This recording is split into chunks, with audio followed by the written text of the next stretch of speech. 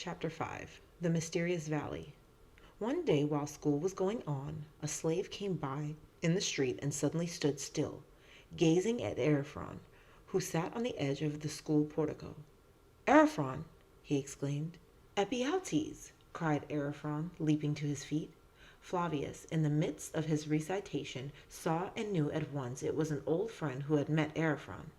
Flavius watched out of the corner of his eye, saw them talking together so fast, so eagerly. They were too far for him to hear what they said, especially with the boys' voices reciting all around him. But after that, when the man had gone, Ariphron was like a chained animal. He paced up and down. He exclaimed to himself. He turned around every minute to see if the class was done. And at last, as if he could stand it no longer, he came up and drew Flavius away. "He must go now," he said to the teacher, who seemed a little surprised. "We have orders to be home early."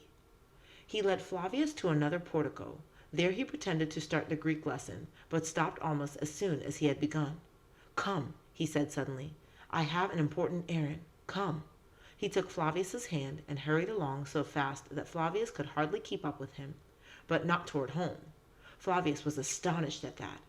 Along the Via Sacra, across the field where the boys practiced running and jumping, out of that into the straight highway that led into the Porta Asinaria, then off again into a narrow, twisting street where the houses got worse and queer, desperate-looking people stood in the doorways.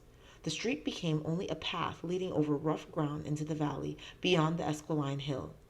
It was the public dumping ground, all hummocks and hollows, and it was also the slave burying ground, if burying ground it could be called.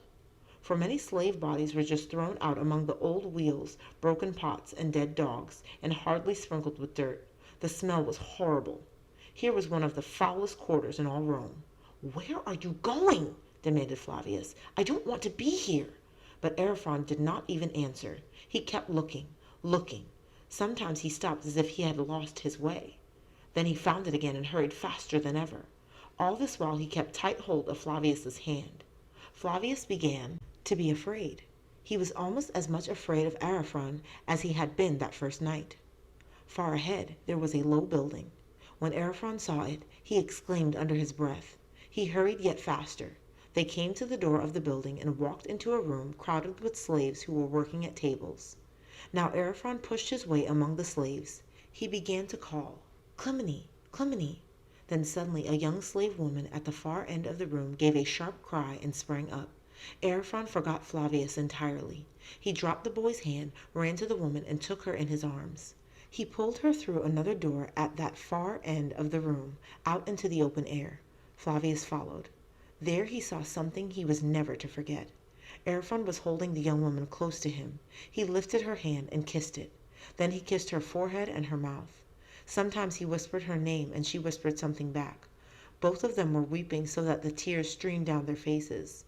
Suddenly the foreman of the slave house was out and upon them. "What's this? What's this?" he shouted. "Back to work! Back to—" Ariphron looked up with something between pride and pleading. "Have mercy. The gods have brought us together," he said. "Allow us just these few moments." The man seemed surprised. Ariphron kept the woman still in the protection of his arm. He spoke again without fear. "You will lose no work, foreman. I'll do all the work she leaves. Oh, sir, are you also not an exile?" The fireman had a cruel, hard face, but Ariphron had touched a soft spot in him somewhere. He shrugged his shoulders and walked back into the papyrus house without a word. After this, Ariphron and the woman were very quiet. They stood there speechless and trembling, just looking at each other as if they could not believe that they were both alive. Suddenly, as if out of a dream, Ariphron became aware of Flavius again. He held out his hand. "Come," he said, and Flavius went to him respectfully as if Ariphron were some honored friend of his father's. "Little Flavius," said Ariphron tenderly, "this is my wife. I thought she had been killed in the streets of Corinth. We had been married only a month when Corinth fell." Then turning once more to the young woman whom he still held close to him, he added, "I may tell you, Clymene, that I would not be alive today if it were not for this boy." Flavius looked so amazed at this that they both laughed, a strange, shaken laughter. "Little Flavius," said Ariphron tenderly, "this is my wife." "Oh, little Flavius," said Ariphron, "you will never know what you gave me." Flavius was not quite sure what Ariphron meant, but something in his voice made his eyes fill with tears. From that moment he loved Ariphron.